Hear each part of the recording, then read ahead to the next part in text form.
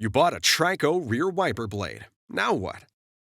This video will show you how to remove your old wiper blade and install the TRICO Rear blade onto a snap claw arm.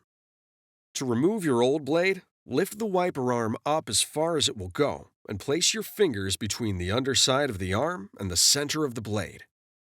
Grab the top of the blade with your other hand and push the blade down until it disengages from the arm.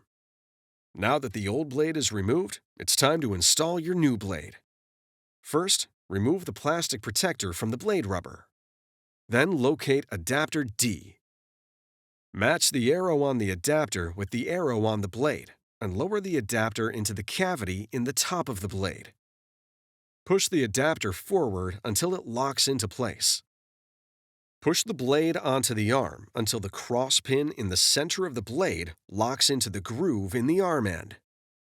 Before use, be sure the wiper blade is locked onto the wiper arm. It's that easy. Now you're ready for the road ahead.